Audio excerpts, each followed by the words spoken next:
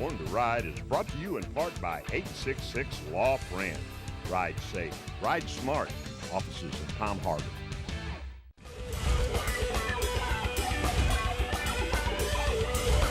Thanks for tuning in to Born to Ride TV. This week, it's Game Over Cycles. The unbelievable tattooed motorcycle, the Recidivist, comes to life. Then it's a sneak peek at Discovery Channel's Harley and the Davidsons. All this and more here on Born to Ride TV.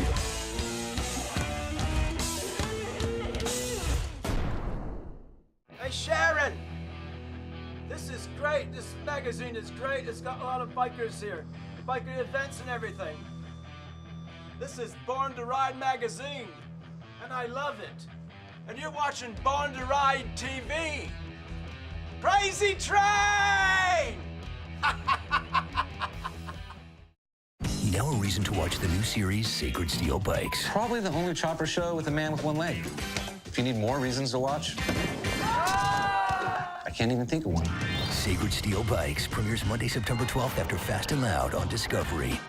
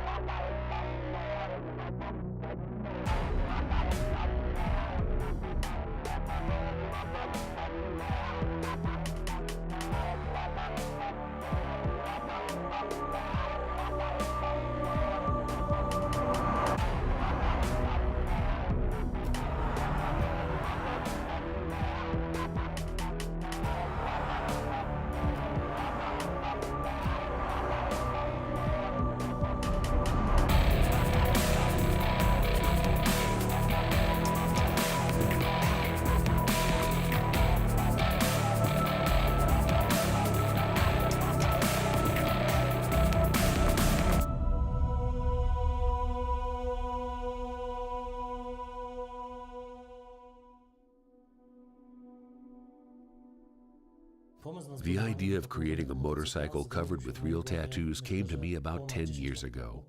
I'm tattooed myself, and I think people have tattoos in order to express their character, just as they paint their motorcycles in a way fitting to who they are and what they like. Some people like skulls, others like flames, and they show that through their bikes. It's been known for a long time that leather can be tattooed, so one day I thought, why not? Let's cover the whole bike in leather and ink it.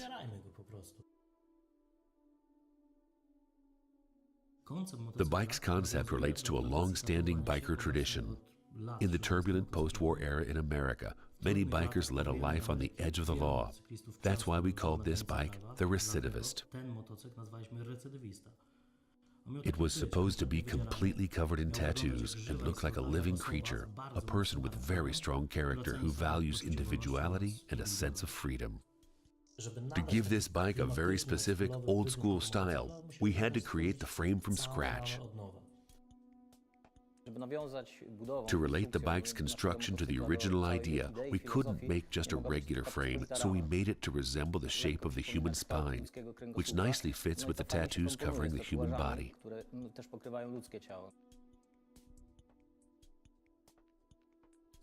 All these things then had to be fit into the design of the fuel tank. The challenge was to have a modern fuel injection engine with a computer, but have it still look like an old-school bike with a carburetor. We had to find a way to hide all the electronics, cables, computer, fuel pump, and everything else.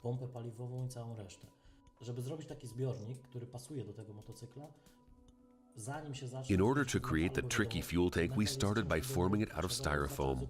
This was a much better option than first building it in metal, as metal is much more difficult to work with. We fit it to the bike in a 1-to-1 scale. Then we looked at it from all possible angles and evaluated how it all fit and looked. Once the styrofoam tank was ready, we moved on to another material, wood. With wood, we could create a form that could be put into the final steel rendition. So we cut the styrofoam into small pieces, replicated the shapes in wood, polished it all up, and made one side of a fuel tank, then mirrored that, which eventually gave us the completed tank. One part of the tank is for fuel, while the other part is where you installed all the electronics, maintaining the overall look of a traditional fuel tank.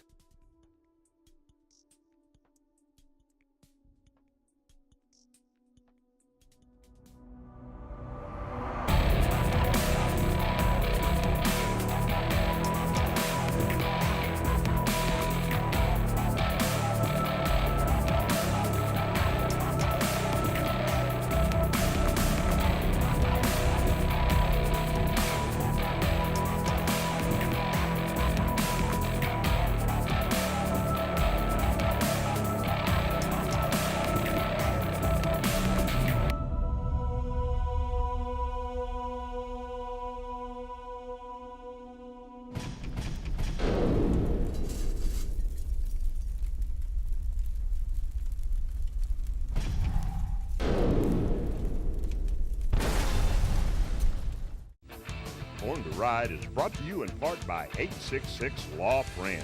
Ride safe, ride smart. Offices in Palm Harbor. October 7th through the 9th, it's Seminole Fest 16 at Seminole Harley-Davidson. Over 500 Harleys in stock. See the 2017. Own one today, they'll pay off your trade. Pick from an amazing selection. Sunday, October 9th, it's a 10-class Born to Ride custom ride-in bike show. Sponsored by Find It Now, GPS security system. So don't miss the bike show and get your bike on TV with a Born to Ride TV taping and magazine shoot. Live music at 12 p.m.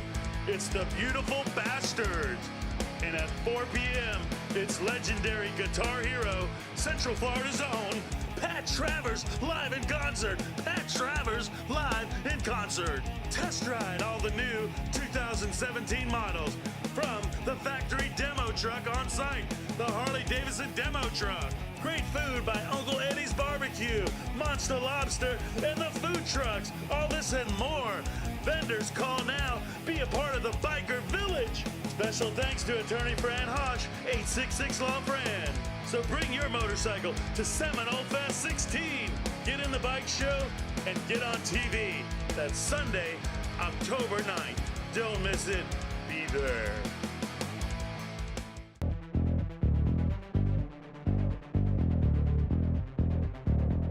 Hi, my name is Chris Johnson. I'm the business manager of St. Pete Power Sports. Just wanted to take a minute to share with you my experience with the Find It Now program, and it's worked great for this dealership. With all the theft that happens around our area, it's nothing better. I mean, literally, if someone walks up and touches your bike, you get a text message sent right to you. And God forbid they steal it in the middle of the night. With their technology that they have, literally they can pinpoint it right down to where it's at, contact the police, you got a much better chance of getting your motorcycle back. I definitely recommend it. We've had many customers that have taken advantage of it. I personally have seen 4 motorcycles recovered since I've been here, taking over this position. Give it a chance, man. It's a small investment that can save you a bunch of money in the future. Find It Now has helped our bottom line tremendously. It's a great selling tool, gives the customer peace of mind. It's been overall a fantastic product. It's locally owned and operated. The support has been great for us. The product is, second to none. I would recommend it personally. If I had a teenage son that was using my bike or riding his own bike, I want to know exactly where he was at, make sure he's safe, and make sure he's abiding by the law.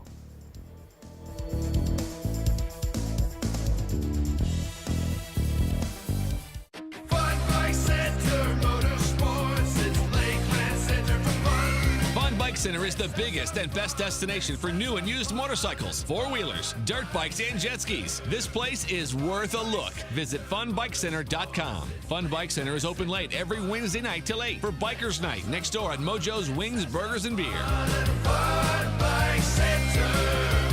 Fun Bike Center.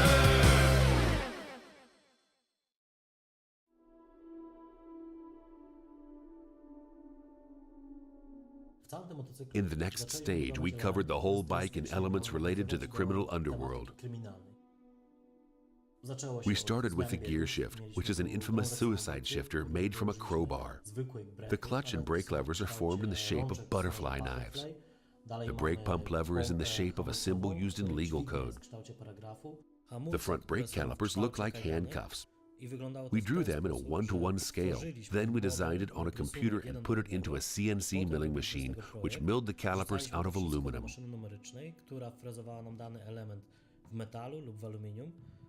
The ready part looked like brand new, but we treated it with a burner and basically destroyed it so that it would look old. This was done on purpose because the bike is supposed to look like it already has a rap sheet.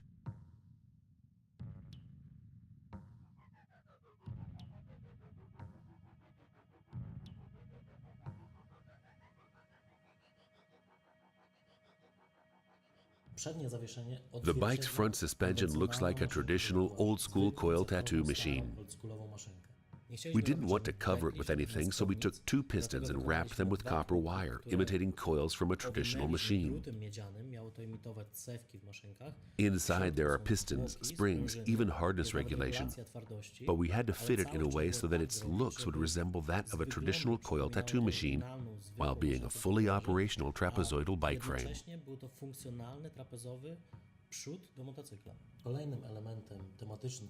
Other themed elements of this bike are the knuckle duster, which functions as the rear lamp, and the Kickstarter, which is in the shape of a bomb detonator.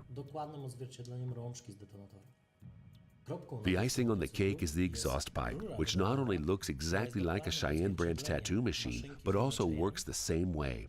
The pipes contain tattooing needles, and when you start the bike, the exhaust fumes make the needles mimic those of a tattoo machine.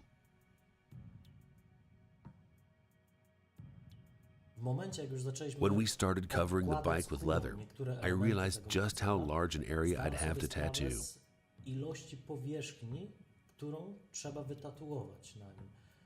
It would be impossible to be done by one person, so I invited 2 artists from 2 Polish tattoo studios and a representative from Cheyenne, which makes very modern, I'd say even futuristic tattoo machines.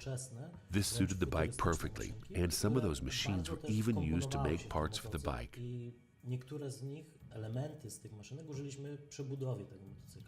When we heard about the idea of building a motorcycle that should combine the 2 worlds of tattooing and biking, we were directly interested in this project. And the fact that the bike will get tattoos on its leather skin made it perfect for us. When I saw the bike for the first time at GOC in Poland, I was speechless for a couple of minutes, and we started with the first conversations about the bike, the to-dos, the further process very quickly, but I tried to sneak away in every free minute to get back to the bike and just look on it. It wasn't finished at that time, but there were already a lot of small details on it, and from that point we were sure that it will be a great project, great bike and a great piece of art. We are very proud to be part of the Cheyenne Bike project, and we want to thank Game Over Cycles for giving us the chance to get involved.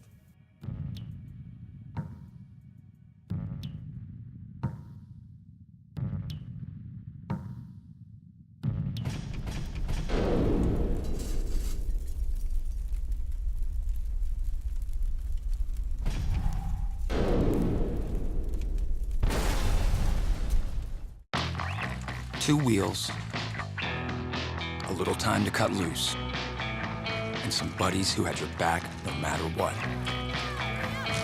Remember those adventures?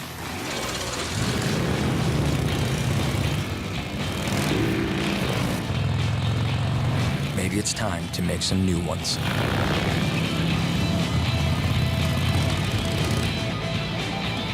Live your legend.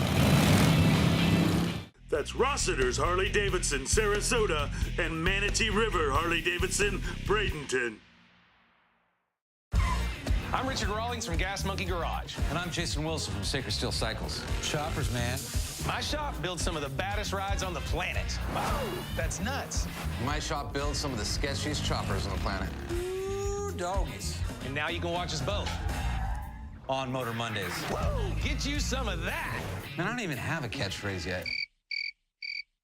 Woo, get me some of that. Only Fast and Loud at 9, followed by the new series, Sacred Steel Bikes on Discovery. It's Super Tuesday at Venom Bar and Grill, Port Richey, the 3rd Tuesday of every month with Born to Ride. See Birdman Mike, Everywhere Eddie, and the crew, the Born to Ride promo van, Born to Ride TV taping and magazine shoot. Bike of the Night sponsored by TeamFerrell.com. And special thanks to attorney Fran Hosh, that's 866 Law Fran. Find us on Facebook, Born to Ride TV and magazine, the ultimate multimedia biker experience. Hey, it's Jesse Cage from No Rules Rock. I'm Zito. He's also from No Rules Rock. I am. Hey, where's the hot chick on the bike? That would have probably been a better look than you and I right now, but So, born to ride, we like to ride. Would you say you were born to ride? Probably. All right then. Next time, we guarantee you there's going to be a hot chick on a motorcycle. Next time. And now, back to more Born to Ride TV. In total, to build this bike, it took over 3,000 man-hours, and the tattooing itself lasted over 250 hours.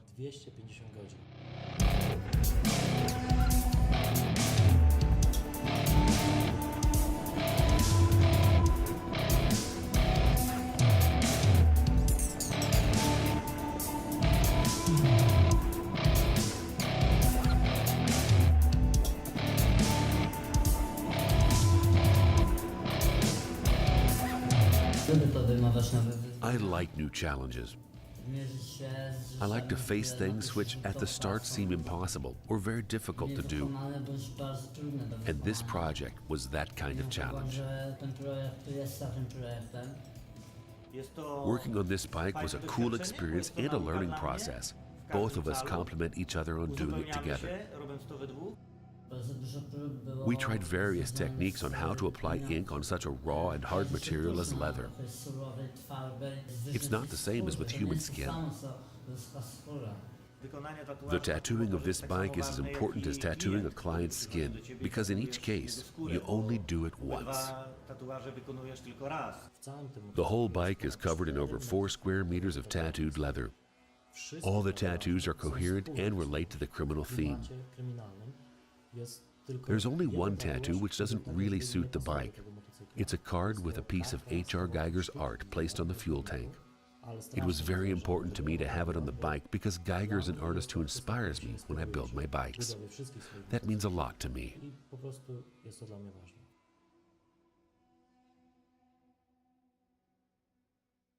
To stress the bike's uniqueness even more, we chose the prestigious tattoo convention in London as the location for its unveiling.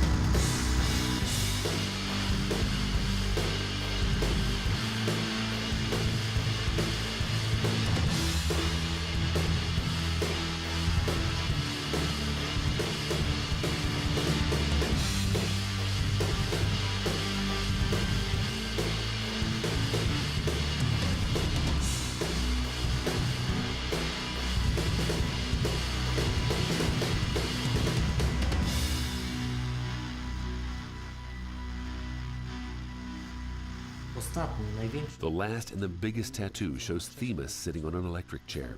We decided to tattoo it live during the London show. It took more than 40 hours over 2 days for 2 tattoo artists to make it, but this way the audience could see how hard it was.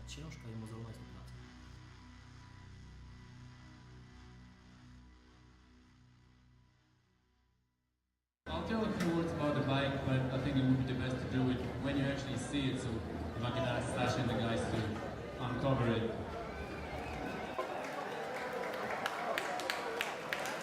We cannot start the bike here, but if we started the bike, the needles are actually moving just like in a tattoo machine. Lots of people gathered around our stand.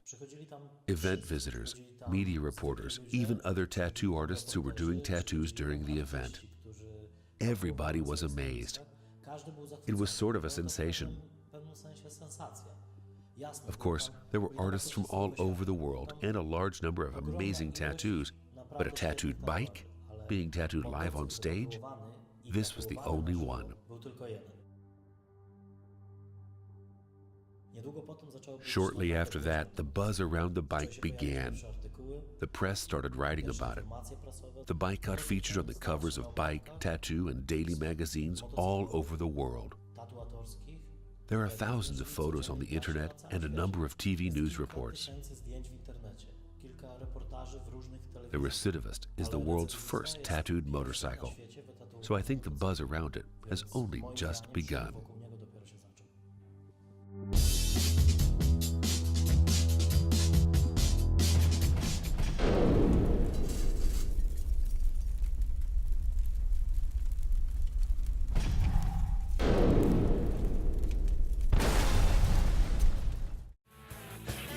gotta get a Biff Burger. Every Wednesday night is Bike Night at legendary Biff Burger, St. Petersburg. Live music, now serving liquor. Happy hour 3 to 7. And you gotta get a monster Biff Burger with fries only $8. Also, check out the new expanded food menu. That's Bike Night every Wednesday night. Fourth Wednesday of every month is Super Wednesday with Born to Ride TV taping and magazine shoot. Also, win $1,000 cash. Vendors welcome. This is the original Wednesday night Bike Night for over 20 years. You gotta get a Biff Burger. Born to Ride is brought to you in part by 866 Law Friend. Ride safe, ride smart. Offices in Palm Harbor. It's summertime. Time to stop dreaming and start riding. With 0% interest available, there's never been a better time to get the Harley-Davidson of your dreams. Remember, at Crystal Harley-Davidson in Homosassa, we are the king of trades, always offering 120% of Kelly Blue Book for your trade-in. Need a motorcycle license? Join one of our weekly classes and get your endorsement today. Looking for a great time? Visit Crystal Harley-Davidson for one of our exciting bike events. Go to crystalharley.com today for all the information. This is power. It's speed. This is it. Our goal is to be the #1 motorcycle company in America.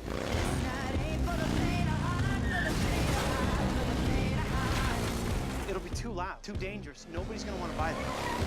People will want it, trust me. Motorcycles are dangerous. That's what we build, motorcycles. Go, go, go, go! What's it like? Like an explosion between your legs. Thousands of spectators, all watching Harley-Davidson in action. We are gonna destroy you on that track. Eat our dust. What you saw here today was only the beginning. Harley and the Davidsons, a 3-night television event, starts Monday, September 5th at 9 on Discovery.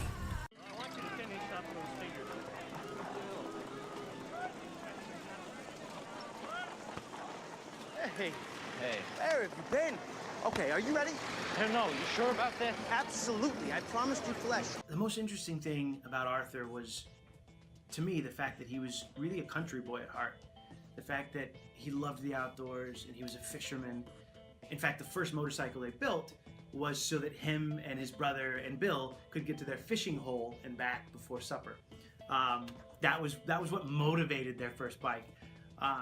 And he's so charismatic and he's so charming. He's such a fast talker that you don't expect that he's also this just down-home country boy. And that to me was really special, because that's kind of who I am. I grew up fishing and I grew up camping, and the fact that me and Arthur kind of share that was always special to me. Playing Arthur was really hard for me. I've always admired people that are really charming and charismatic and have like this, just that magnanimous personality. I've always been kind of an introvert, you know. I get awkward in groups and I kind of turn in, you know. And so the challenge of the big chest and always ready to sort of face the conversation was really interesting to me as an actor, because it was so diametrically opposed to my natural disposition.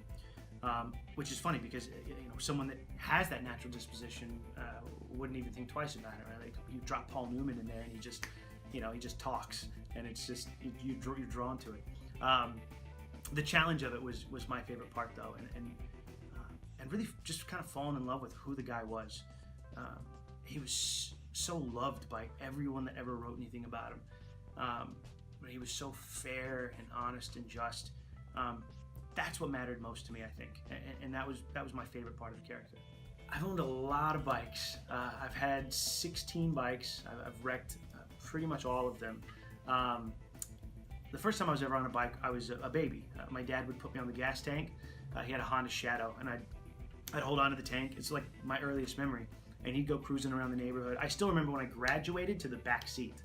The first time that he was like, "Oh, you're old enough now to sit on the back," and I almost fell off because I don't know, I was too comfortable and I didn't think I needed to hold on. And I remember he took off and I kind of grabbed the back of his shirt just in time. But I had my first bike when I was 14, and I immediately took it all over the place. And I went back and forth across country on it, and I eventually bought a BMW. The R1200C is probably my personal favorite bike, just because of how unique it is. It sort of somehow merged that very American cruiser kind of thing with the very sort of European engineering first kind of perspective. It was like the right and left brain were both just harmonized. I've loved all my bikes though, right? You can't be a biker and not love your bikes. I've had Suzukis and Triumphs and a Sportster. So if it's got two wheels and an engine, I'm in.